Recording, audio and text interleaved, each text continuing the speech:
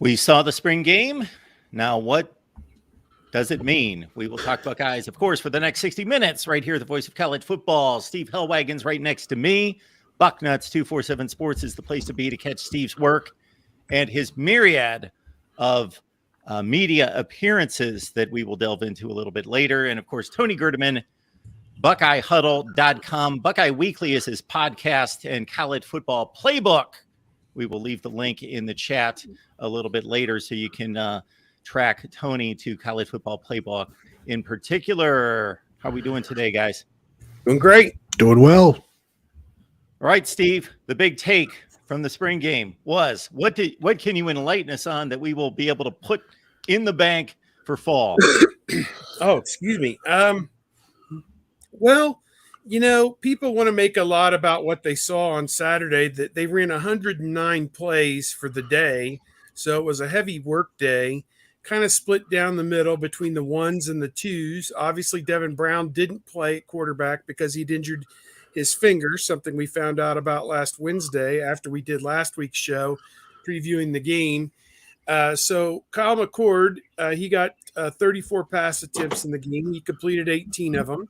And I think it had been a mixed bag of comments about how he played. It wasn't a high percentage day for him. He was victimized by some drops.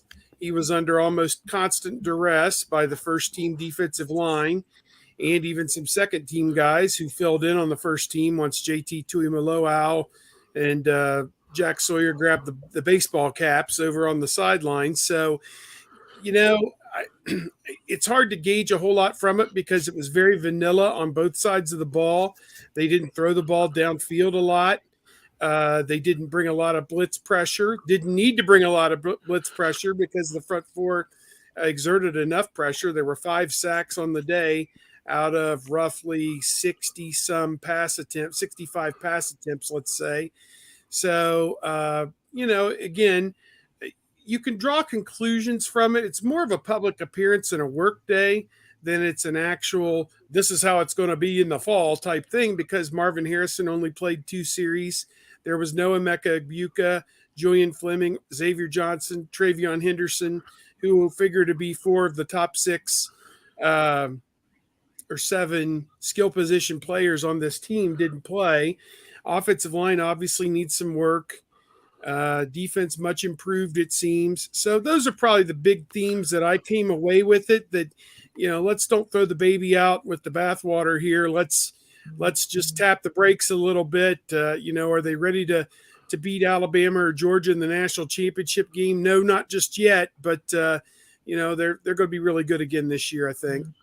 The FPI might say otherwise, Steve. I don't know. Oh, I know. I saw that. And I don't know what that's a function of. I really don't, other than the fact that if you look at the talent on this team, there are potentially 4, 5, 6 first-round NFL draft picks on this team if everybody comes out next year. So, you know, I guess maybe that's what people are looking at. But again, you know, is one of them Kyle McCord? That's a big question mark, I think, right now.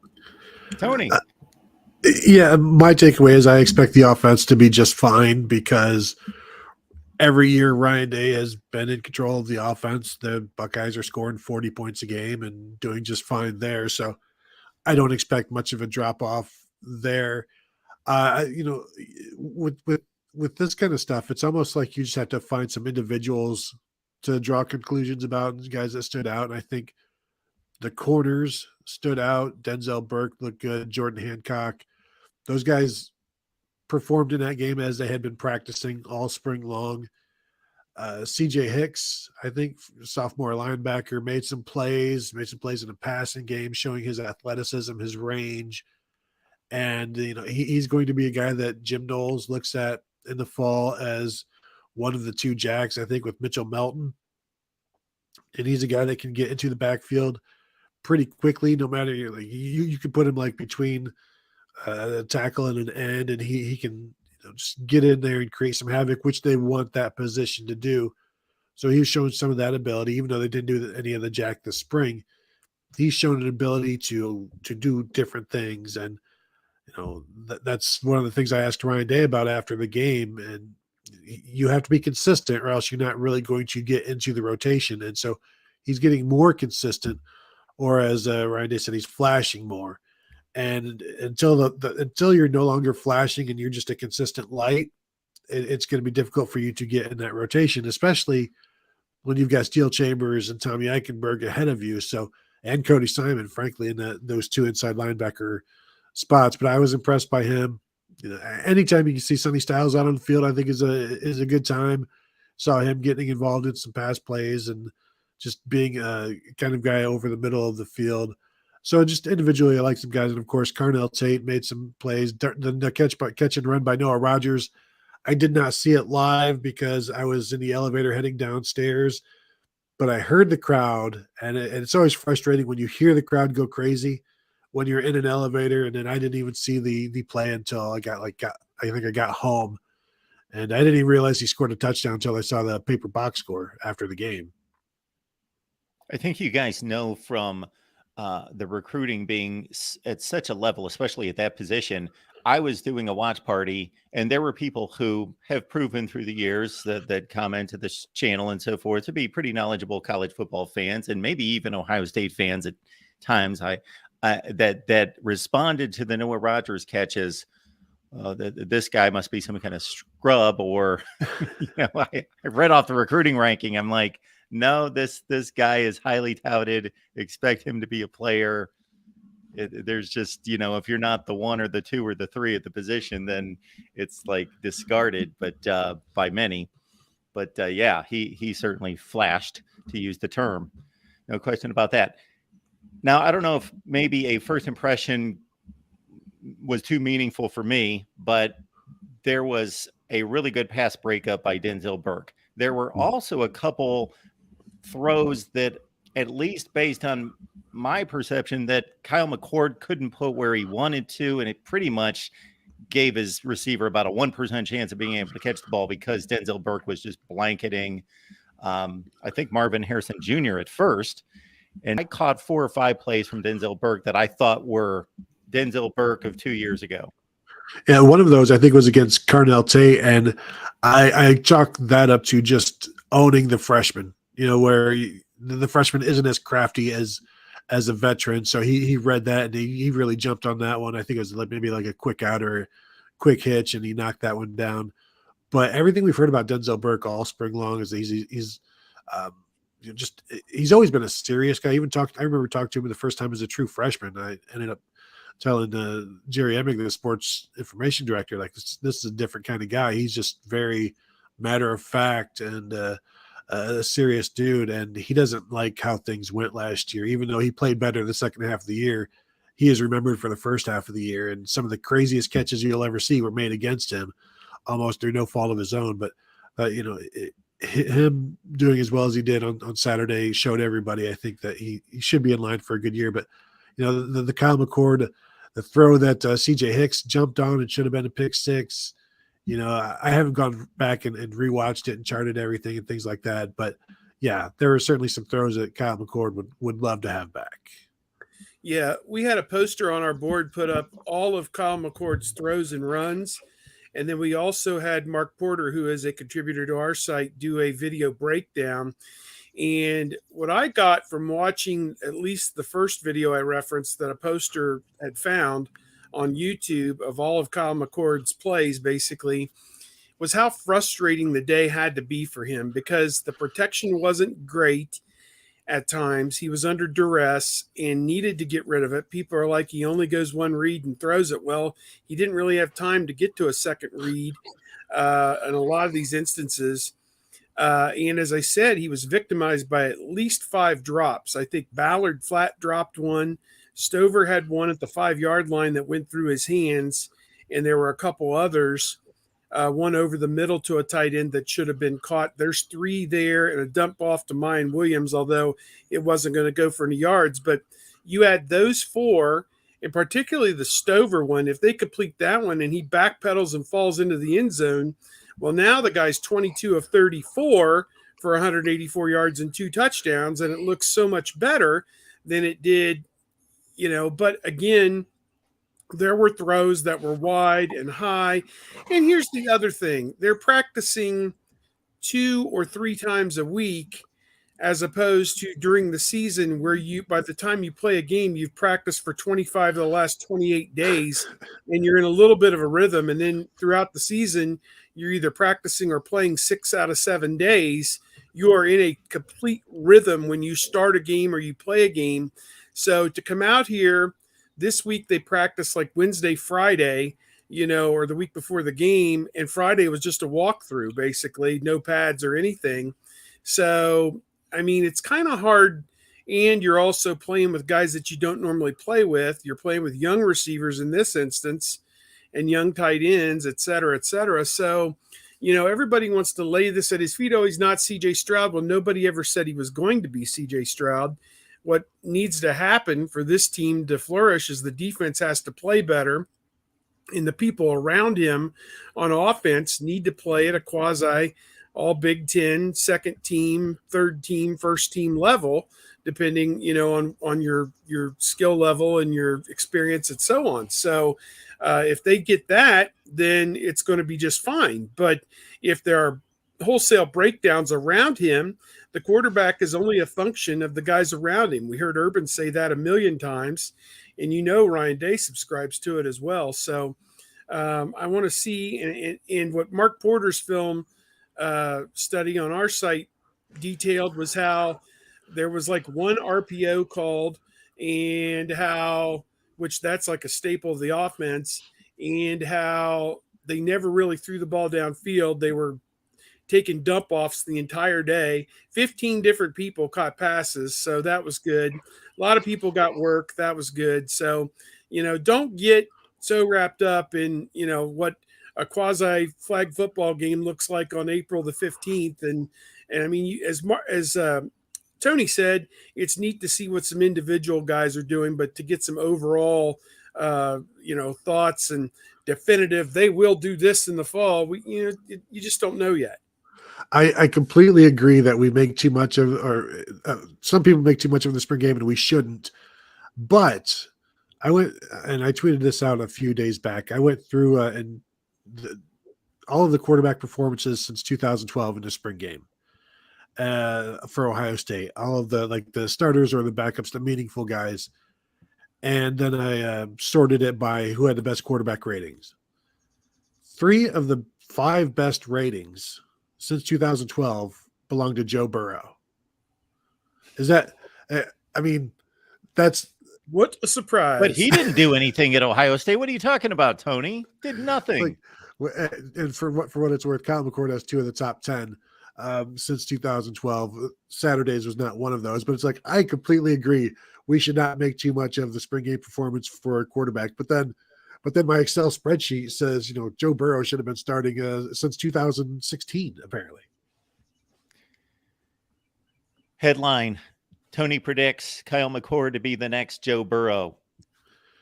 Kyle McCord, the performance in 2021 was, I think that would have been his freshman year. That's the number 2 performance since 2012. So, there you go. Should have started Kyle McCord in 2021. I guess that's what I've been saying. Justin Courtney, thank you for being here, but I have left your comment on the screen way too long based on what it merits, but here we go. Ohio State averaged 25 points per game with Stroud at quarterback versus Michigan. Weaker offensive line. Do we really have an expectation that the offense is going to take a step forward with McCord and a weaker offensive line? Well, are we talking about the performance of the offense? Are we talking about the performance of the offense again in 2 games against Michigan in a 30-game CJ Stroud career? Is that what we're talking about? CJ Stroud, I can guarantee, scored more points per game against Penn State than anybody on the schedule the last 2 years. How about that? We can take that narrative. How about that? There you go. There you go. All right. Well, I'm also wondering, let's see. Ohio State was 1 for 4 in red zone touchdowns last year. So convert some of those. They were 2 for 4 the year before. So that's a big part of that 25 points per game is the field goals instead of the touchdowns. if I was going to take a blind bet, which I would never do, but if I was going to take one right now, I would take Ohio State over 25 points against Michigan, the final game of the season, myself. Roger Short, any news on Evan Pryor? He's working his way back. He may be close to full go. I think he was in uniform and was warming up, I think, before the game, wasn't he, Tony? Yeah, I mean, everybody was dressed basically, but this was August 15th or so, ACL last year, so he will be fine. This was just, there's no reason to push anybody. Like, they cleared Tre'Veyon Henderson like the day after the spring game. Like, okay, you're fully healthy, you can now go have contact. And it's like, but practice is over. So I think you'll see something similar from Evan Pryor, but I still wonder, how do you find touches for all of these guys? Because Chip Trayanum and Dallin Hayden both look good in the spring. And I put out a spring recap of the running backs last night and also a depth chart. And right now I've got Evan Pryor 5th because we just don't know. And Dallin Hayden and Chip Trayanum have both played to the effect of being starters. We saw Chip Trayanum either start against Michigan or essentially start against Michigan last year, and now he's faster and better and more like the running back he was before he became a linebacker. So I think you have to find a role for Evan Pryor, find some snaps for him, because I don't necessarily know that there's going to be a drive where it's like, okay, this is going to be the Evan Pryor drive, like they alternate Tre'Veyon Henderson, Mayan Williams. I think there's going to have to be some, okay, let's try to, you're not going to force the ball into him, but here's some plays where we like Evan Pryor. Let's run those. And, Steve, I also think 2 running backs on the field together is not the worst thing that could happen for the Buckeyes this year.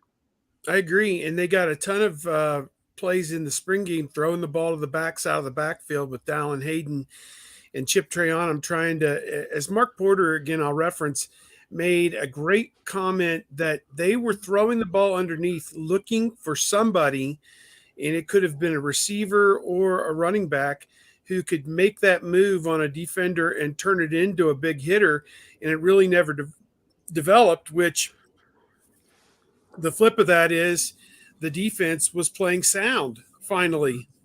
My God, they didn't take small hits as we saw against Georgia and Michigan and turn them into big hits. So hallelujah, as we would say. But yeah, so we didn't really see anything from the safeties because they weren't really necessarily attacked. Like Lathan Ransom and Josh Proctor, how are they going to do this year? Couldn't tell from the spring game because they didn't go after him, and maybe that's because they did well.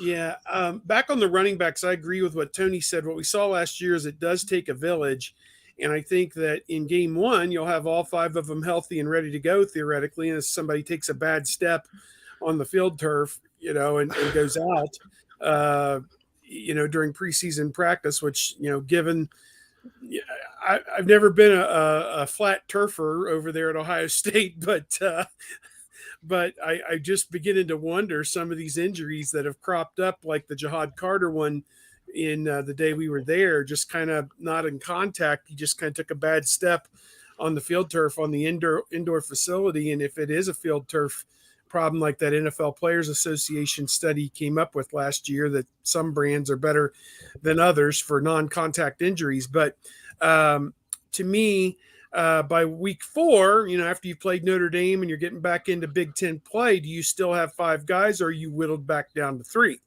And then you need all 3 of them, all hands on deck that week. And who knows which 3 of the 5 it'll be. So, Tre'Veyon Henderson's going to miss a game somewhere in there. He always seems to. And Mayan Williams is so rugged and physical with the way that he plays. His body it just takes a beating. And, he's going to miss a game too. You just know it. And you know it going in. So you bake that depth into the mix here so that when you get into week 6, 7, and 8, Evan Pryor's ready to go. And so, I think it's going to take, I think all 5 of them will have meaningful snaps. I think all 5 guys could end up with over 300 yards rushing for the year. Probably a couple of them pushing 1,000, and 3 or 4 of them in that 500 range. I mean, it could happen if they are committed to running the football, which I feel that they should be with a young quarterback to kind of take some of the onus off of him. I think they're going to want to set up as many 2nd and 3s with the run game that they can. And Mayan Williams is the right guy to do that. He had 4 carries for 14 yards with a quick whistle. Tony, to me, if you run those plays back, it looked and felt a lot more like 4 carries for 25 or 30 yards is what it would have actually been in real life. So, they were like barely touching him, and he ain't going down on that. So he's going to churn through that usually. Yeah. Just the number of guys and how many carries they'll get. The last time Ohio State had 4 players average at least 4 or at least 5 carries a game was 2011. One of those was obviously Braxton Miller. So it's like, you can do this. And I'll probably need to go back to like 91, 92, where you're obviously running the ball a lot more, but they had so many running backs that they would get involved. Like how many guys can have 100 carries this year? I don't know. And I keep going back to the fact that, I don't think Dallin Hayden is going to have the year this year that he had last year, but we also saw Xavier Johnson as one of the key running backs in several games last year because of how many injuries they had. And I don't think you can – I think the wildest prediction would be to say everybody stays healthy and there are no games missed, because that's not what this running back room has been. We do take your comments and questions there in the live chat. However, we don't promise that we're going to take every question and every comment. Unless there is a super chat, we will obviously take all of those. We will honor all the super chats. We will get to as many comments and questions as possible, but I lead the conversation as best I see fit. And we go to Twitter for this one. And we've got our buddy Chip Minnick responding with this question. If Ohio State gets an offensive tackle in the transfer portal, do they believe that Josh Pryor would move over to the right tackle position, where most people thought he was going to play at the beginning of spring practice?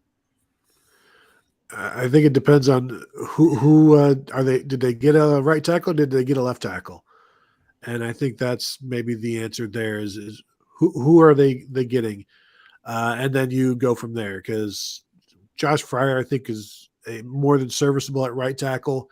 He might be okay at left tackle. We'll see. But the transfer portal and tackles right now, it's very slim pickings. I know the San Diego State kid just entered, and so maybe that's somebody they kick the tires on. But for me, I still think that if they're going to pull somebody from the portal, it might be somebody who wasn't planning on entering the portal, but they see an opportunity at Ohio State and you jump in for that. Like you enter the portal to go to Ohio State. Basically, you're transferring almost directly with the bypass the portal. Do not collect $200. You're going to Ohio State, that sort of thing. Because like right now, it's especially the post spring transfer is guys who.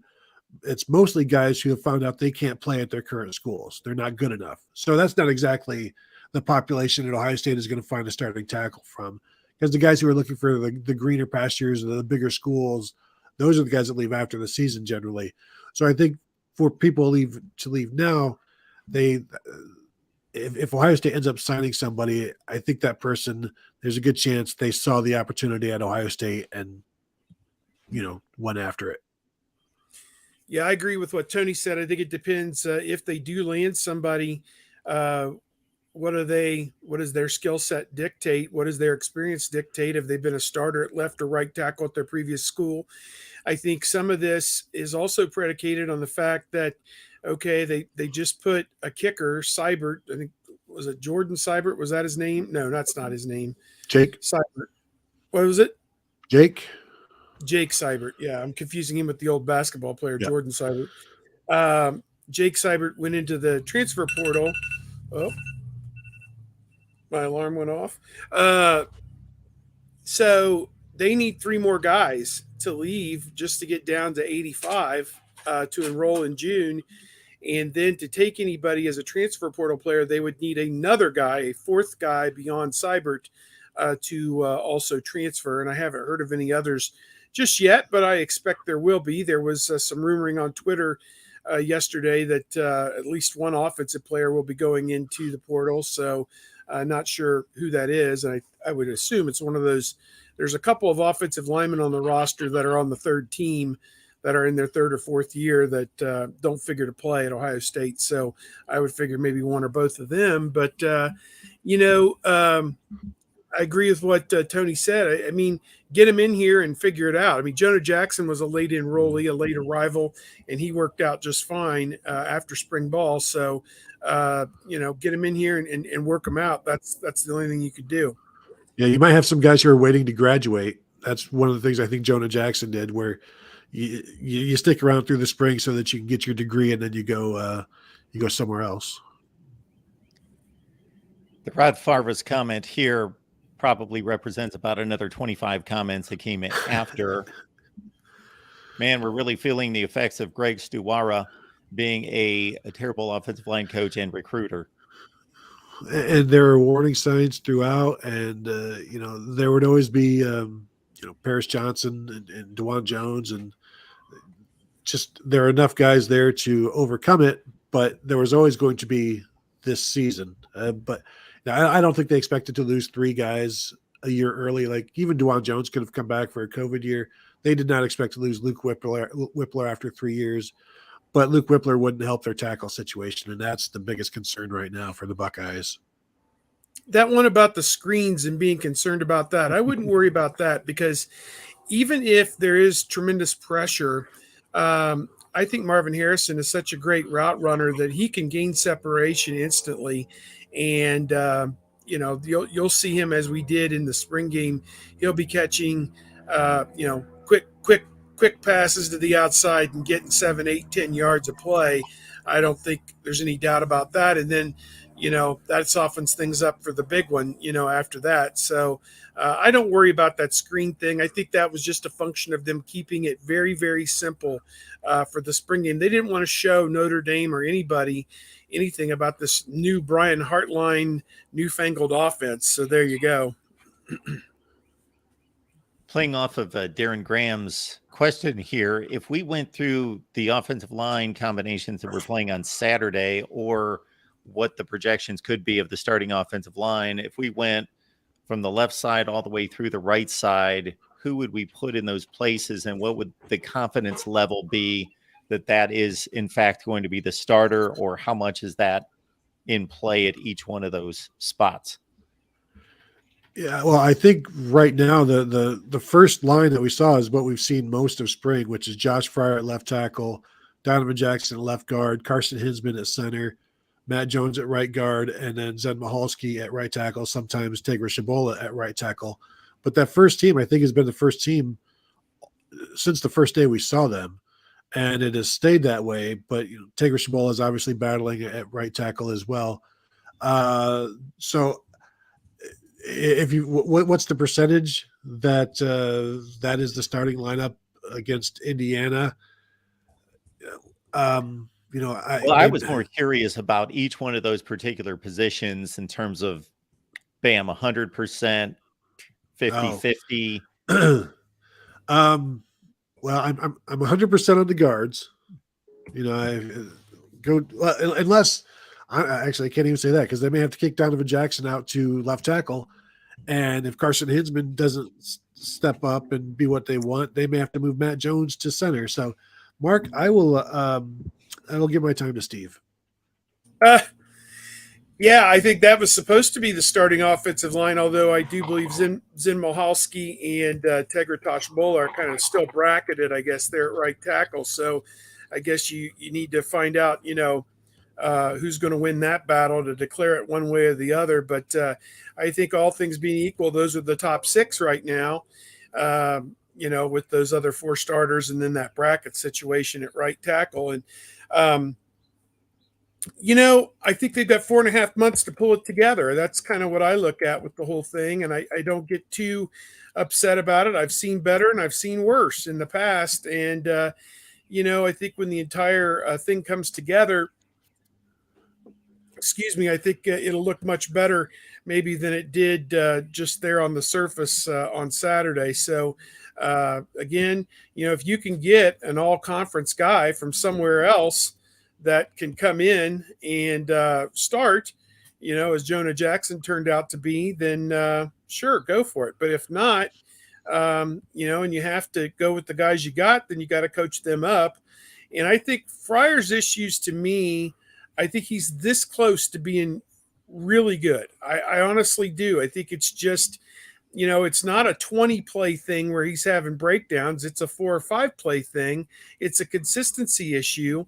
And to me, these are things that he can improve on, which, marginally in 4 months, agility, strength, technique, scouting opponents, all these things that you have to be able to do as a starting left tackle in the Big Ten. This is what's going to be important for him. So this next 4 months is really where it's at as far as I'm concerned and what I see with him. And even Ryan Day, I think, said after the spring game, or perhaps in the days leading up to it, he left spring concerned about Paris Johnson at left tackle last year. And so obviously Paris Johnson ended up being just fine, but there are always concerns on the offensive line, even when you think things that, like, we assume it'll work out because they're going to put 5 guys out there. So it'll work out that way. But even with Paris Johnson last year, Ryan Day was still concerned. And that's why, he's going to be concerned about the offensive line probably from now until eternity.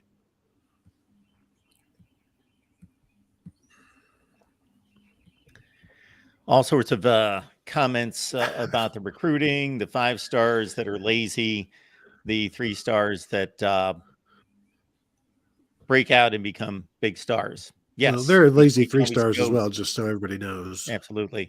If you go to NFL rosters, there is, if I remember the numbers, and I think I'm just about right there based on the last study that I saw, if you are a 5-star, now, some people will take the sheer raw numbers, and that doesn't equate because there are less 5 stars than any other.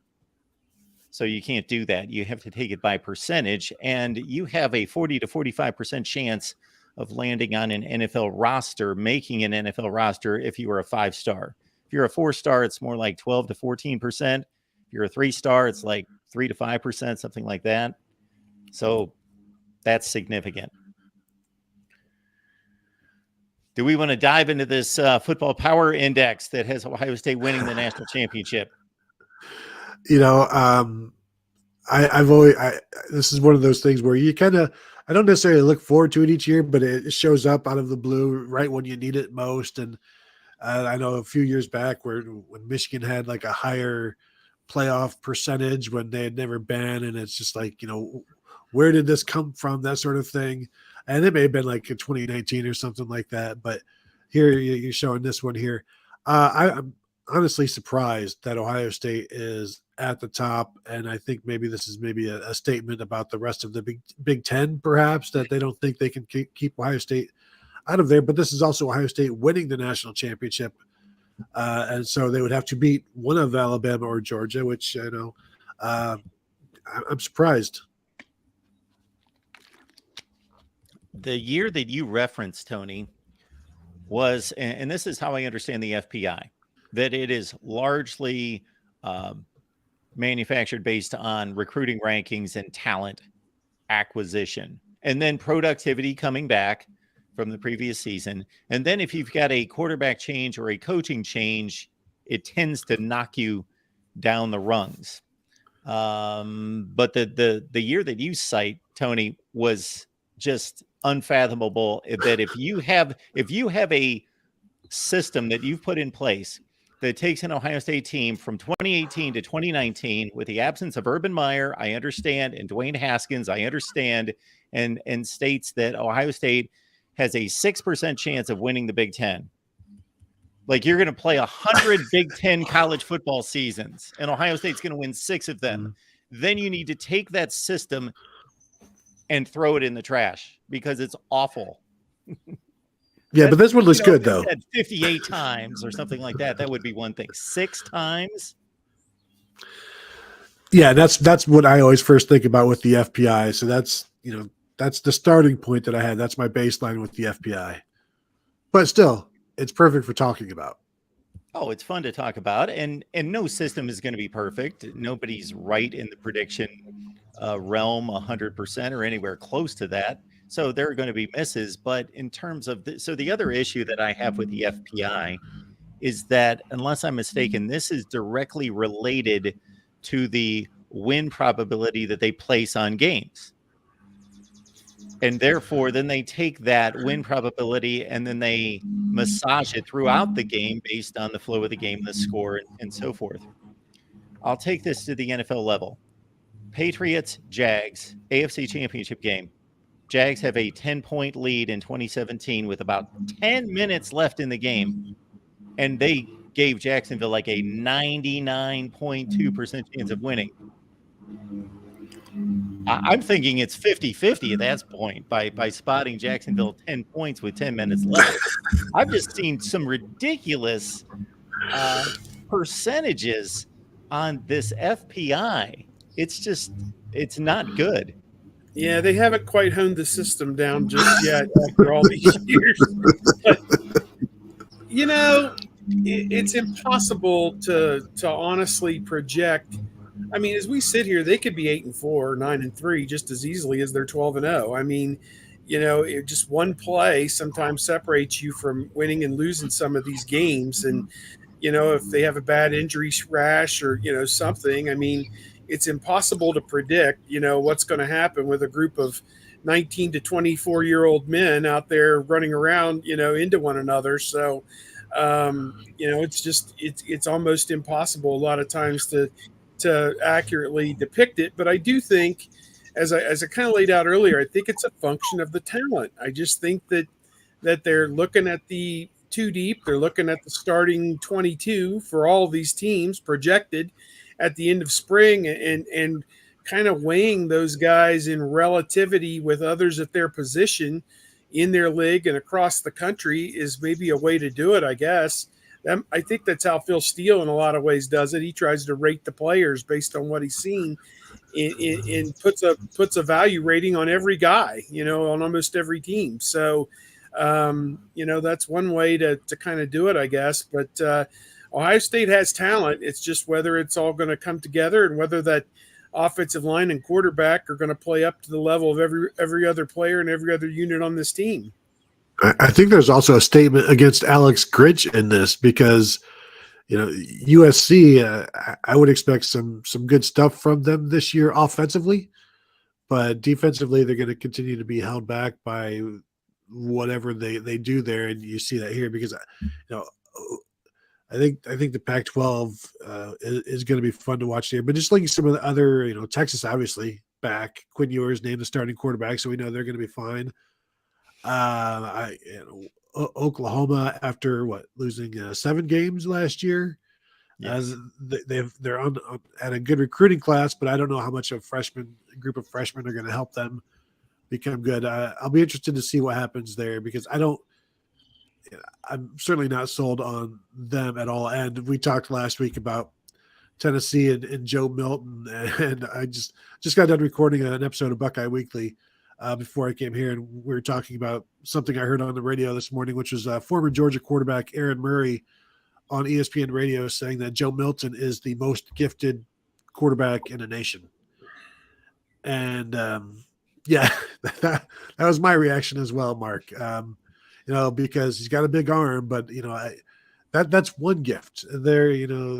Accuracy also another gift. Running an offense, leading a team, other gifts as well. Like all of these things that go into quarterbacking that are tangible things. I still again go ahead and prove me wrong, Mr. Milton. If you take the pitcher who can throw the fastest, has the best velocity, that is more of a valid statement because that is more important to that craft than a quarterback being able to throw the ball 73 yards down the field. So the other equation in this is taking the FPI and then taking the strength of schedule, and then they're making the prediction on the final record. Now, as I understand this, as you go down the ranks, they're obviously not giving any chance once you get to the 40 or 50 range to a team making a conference championship game. So their win-loss total equals 12, but they're extending it to the conference championship game. Therefore, with Ohio State with 11.8 wins and 1 loss, they're giving Ohio State an 80% chance of going to the Big Ten championship game. I would take that tomorrow. Just mark it. Michigan with a 10% chance, with Ohio State playing at Michigan this year. That's how I'm reading that. That's interesting. And of course, Penn State, no chance because it is the Big Ten championship game. We understand that. That's whew. Now you can go with the lines right now. The win totals for Michigan and Ohio State that I've seen at books are the same 10.5. So you can do what you want with that, but boy,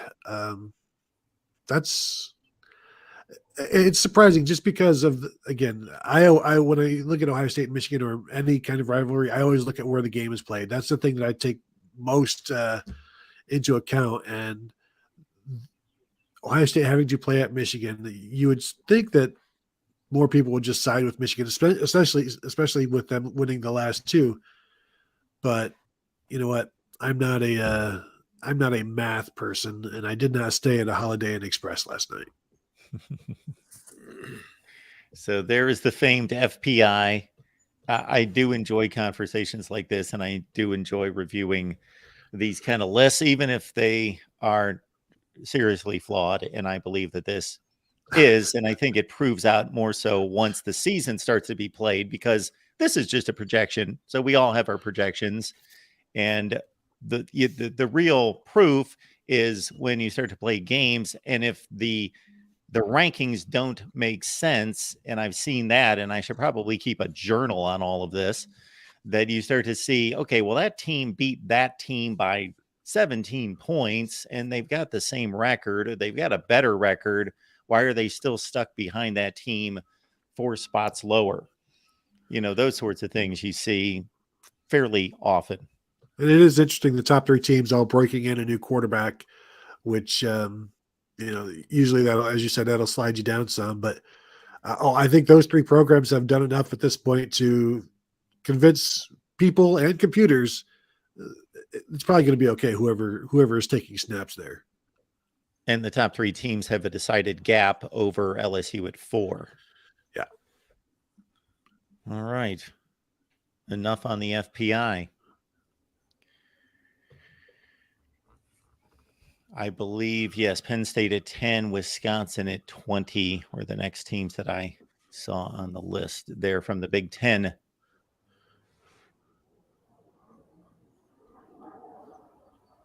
Well, is there anything that's going to, whoa, we've got commits coming in from this week. Yeah, let's hit those commits. Max LeBlanc, the tight end from Tennessee, top 5 or so at his position. Top roughly 200 player from what I remember. I'll pull up the numbers here in just a second. Steve, you want to take that one on? Did you get a chance to review LeBlanc? Yeah, this has been quite a downhill roll since March 27th. In the last 3 or 4 weeks, they've now got 8 verbal commitments for 2014. I think a lot of people are 2024. God, my years are, I'm a decade off. I think a lot of people were concerned that they weren't filling up this class, and they have done an outstanding job, at least on the offensive side of the ball. I mean, just look at what they've done in this last 3 weeks, and culminating in the last 2 that they got. But they got Mylan Graham, the outstanding wide receiver from Indiana, Aaron Noland, the quarterback from Georgia, James Peoples, the running back from Texas. They're all national top 100 players. Then a linebacker from Texas, Peyton Pierce. The 2 offensive linemen from Ohio, Deontay Armstrong and Devontae Armstrong, who I think are woefully underrated. And then from there, these 2 guys who committed on Saturday, Max LeBlanc from Chattanooga, Tennessee, Baylor School, 6'4", 225 pounds. Number 24/7 Composite has him as the number 13 tight end in the country, and a 4-star player. And he is from Canada, I believe Montreal originally. He's probably the first Canadian signee, and I could be off on this, since back to Brent Johnson and Clinton Wayne, maybe 23, 24 years ago. That were both defensive ends that played late 90s and early 2000s. I don't think either of them were still there when they won the national championship in 2002, but I can't remember another Canadian.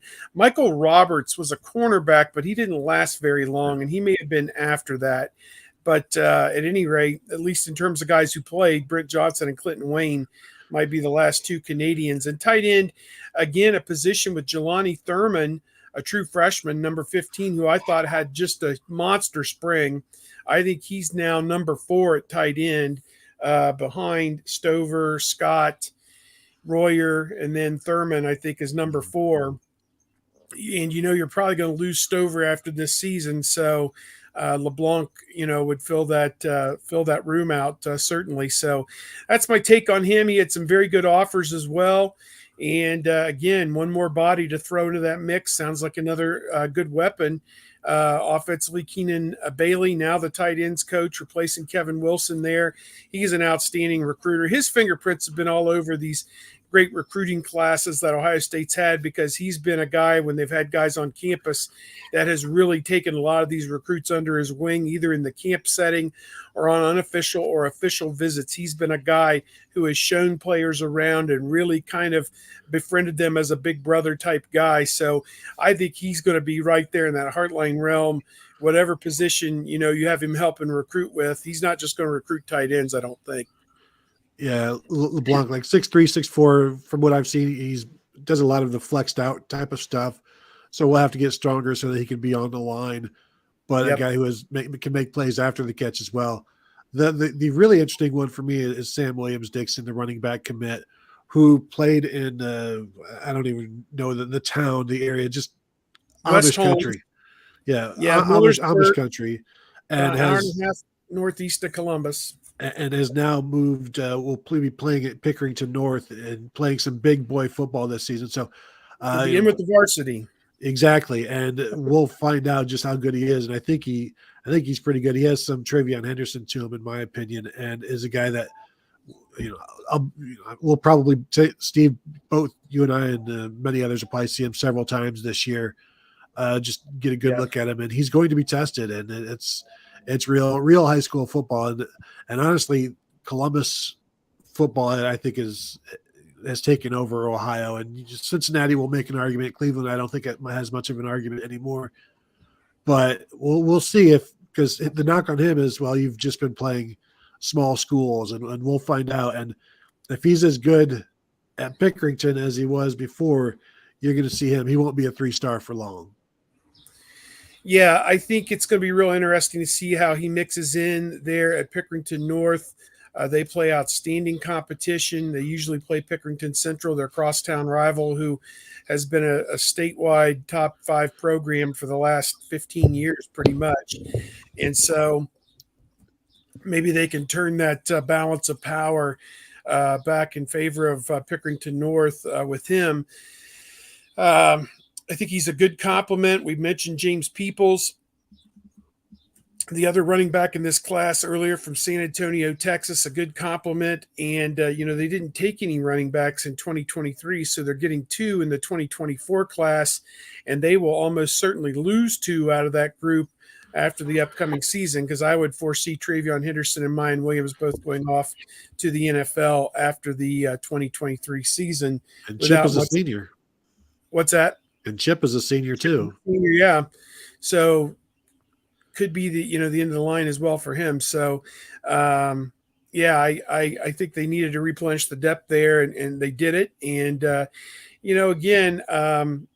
those guys will each Peoples and Williams-Dixon will be high school seniors this year, and we'll get to see how they do in their last year of high school, and before they get ready to come to Ohio State a year from now. No doubt the Ohio State tight end production moving on to the NFL has been underrated. It has been consistent, and it has been strong. And obviously they don't get much play in the passing game, which limits their exposure to most fans and us, and what we talk about and what we catches our attention, obviously, is catching passes at the collegiate level. And when there were a few plays made by Jelani Thurman, and maybe just more so than that this past spring or this past Saturday, just an ISO on him a couple times, split out wide, I thought, man, is this Ohio State's version of Brock Bowers / Darnell Washington? Is he going to be the next guy? or maybe a guy that we haven't seen at Ohio State at the tight end position. I do think he's got some Darnell Washington to him in terms of like I think he's just going to get bigger, and he's very athletic. I don't know that you want him to get as big as Darnell Washington. You don't need him to be a second or third left tackle, but yeah, he came in and he was listed in the recruiting signing day media release at like 225 pounds. He arrived at like 253 and looks every bit of it, and still, he's an imposing target for them. And I think we saw with Cade Stover, they will definitely throw the ball to the tight end, and it'll be interesting to see how he mixes in, because I agree with Steve. He's number 4 right now. He passed Bennett Christian. He's passed Sam Hart, and I think that might be where his ceiling is right now. But I still think you're going to try to find some. He's going to get his 4 games, if not more. He might be a special teams guy too.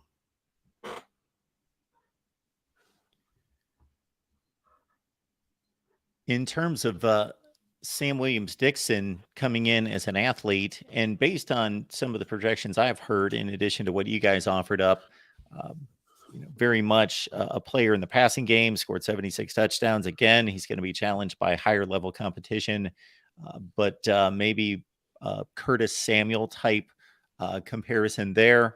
That will Ohio State possibly, with him being a different sort of back, still try to fill another running back position in this class? Yeah, I mean, I think if one of the top guys wanted to join, I don't know that they would say no, but I think they may be saying athlete for James Peoples' benefit, that sort of thing. But I mean, he's clearly going to run the ball, and could they use him like they did Xavier Johnson, or maybe like you'll see them use Evan Pryor this year?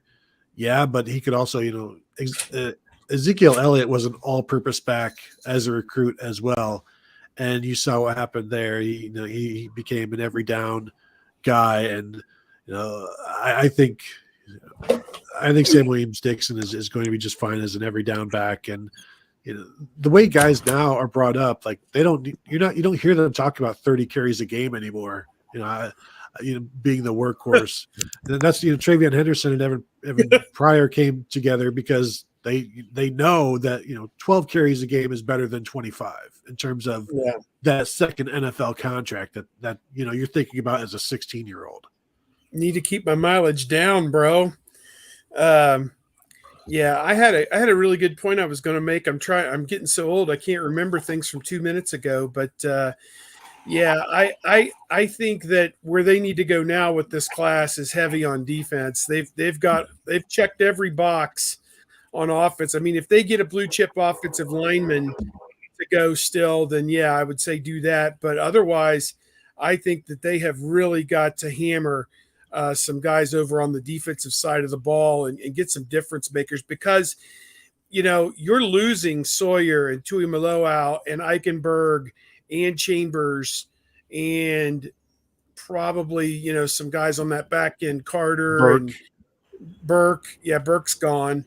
So you're losing 7 or 8 guys who are mainstays on that defense. You need to, and I'm not saying by recruiting guys you're going to put them directly into the lineup. I'm just saying for depth purposes you've got to replenish a little bit. Yeah, and Proctor and Ransom will both be, they're both seniors, so they're gone as well. Burke, I'm just projecting to leave as a junior if he's playing as well as everybody expects. I see a comment in the chat that I see or hear almost every day. Do we question Tre'Veyon Henderson's toughness? He's heard that as well. Steve, you're on mute. Okay. Is he telling us to wait? Okay. All right. But go ahead, Tony. Tre'Veyon Henderson has heard that as well. And so I think that's sorry. that's I had a phone call I had to take. I'm sorry. That's definitely been some motivation. So we'll see this year. I think this will be the year where I don't know that was a question mark as a freshman when he was rushing for 1,200 yards. So I think that just came up last year with plantar fasciitis and that stuff. It's what the legend was that Walter Payton only missed one game and it was because of turf toe, in his NFL career, because It's just something that is difficult to deal with for running backs and normal Joe Schmoes like us. We've got 4+ months to talk about this, but I got to say, this running back situation, there are greater needs on this team by far. My issues are with offensive line and secondary, probably in that order, just because probably in that order. They're both extremely important. But this running back situation, to me, is fascinating because I think they're going to be in a great place regardless, but I just don't know how it's going to get sliced and who's going to have the time and the carries and the touches. I asked Tony Alford, I said that, have you had to talk with Dallin yet to like brace him for, hey, you might not have 100 carries yet this year? And he's like, no. And I wonder if they even have that talk, or if you fly by the seat of your pants and you're always prepared, because as they saw last year, they needed everybody. And I think they can just continue to point to, hey, stay ready, because you saw what happened last year. And if they, I didn't expect everybody to come back from that team in terms of the running backs, just because there are so many, and now you've got this glut, and it's a problem that every team would like to have, but now you've got to solve it.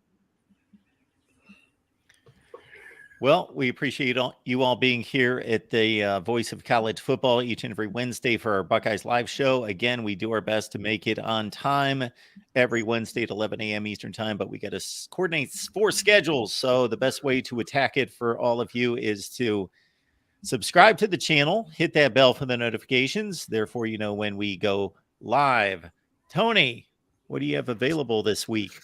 Running some spring position recaps, position by position, what we saw, what we expected, what we learned, that sort of thing. And then, podcasts going on as well. We'll drop one later today talking about, the latest goings on at Ohio State. Steve, what's on tap? The tornado siren's on tap right now. That's why I'm muted. But what I will say is keeping really busy, like Tony said, wrapping up some spring football headlines, some basketball recruiting headlines, the 2 big observation weekends coming up for college coaches able to go out. They've got a couple transfers in for basketball here in the last week or so, and may have another one in the pipeline. They announced a game with West Virginia today for December the 30th in Cleveland. So everybody up in Cleveland can rejoice. You'll get to see the Buckeyes likely there at the Cavs Arena on December the 30th. So that's about it. Just staying busy as always. Oh, and Tony, there's a big fundraiser for the foundation tomorrow night at the Shot. Tony, are you going to that? I've got to get my black tie back from the dry cleaners, so probably not. And we're like a year and a half into this whole collective and NLI thing. I'd like a workshop where somebody can really lay out, who does what to who in this NLI collective thing. Like, let's say I'm a marginally decent high school kid. Are people coming after me with NIL offers now? Well, before I decide on my school, and what do those offers look like? If, let's say, I'm number 150 in the country, what do they look like if I'm number 50 in the country? What do they look like if I'm number 2 in the country? And then I get in. Okay, let's say I'm number 250 in the country, and I get in. I have a great spring, and they say, "Oh, you're going to be the nickelback this fall."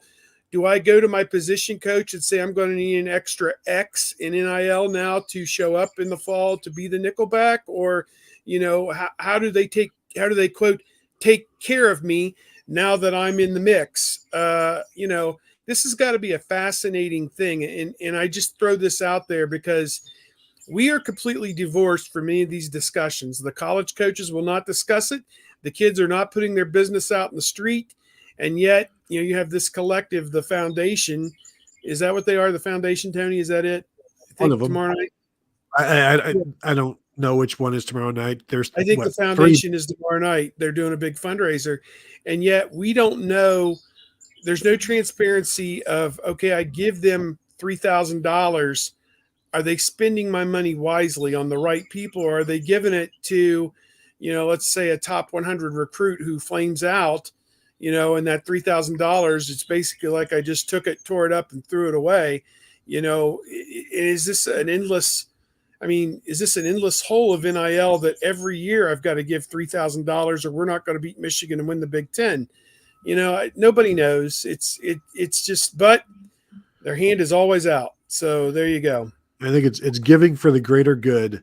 I think Yeah. one last thing that I think On3 is doing some damage with their valuations and creating expectations from players as high schoolers when they say this 4 stars valuation is 62,000, this 5 stars 174,000. That creates expectations from players and families, and it's nowhere near what they're going to be walking into anywhere. It's just some number created based on social media following and whatever. Like I think they're doing damage, and they continue to promote it, and they're creating workshops for players so that they can even come understand your numbers. And it's like none of these are promised monies to the players, and yet that's how that's my valuation. That's what I should expect. Mom, this is what we're going to get as soon as I get there. And when you get there, it's like, but my valuation. And the running backs coach is like, F your valuation. I don't even know what that is. You're late for practice, that sort of thing. And I just think it's doing more harm than good in terms of that thing, just so it's something that people will use as another ranking or another talking point. But that's my rant on that. On3, the latest pump and dump from our friend Shannon Terry, who obviously, will say, well, he started Rivals, he started 24/7, he bought Scout and absorbed it with 24/7, then sold all of it to CBS, and then sat out his non-compete and started On3, which we needed another network like we needed a hole in the head. But and I loved he did a workshop here on somebody's podcast last week saying that he expects his On3 people, are going to have to work uncomfortable hours just to catch up to our network 24/7. And it's kind of like, that's the guy I want to work for when I have a wife and maybe a kid, that he expects me to work a 70-hour week just so he can justify his latest pump and dump.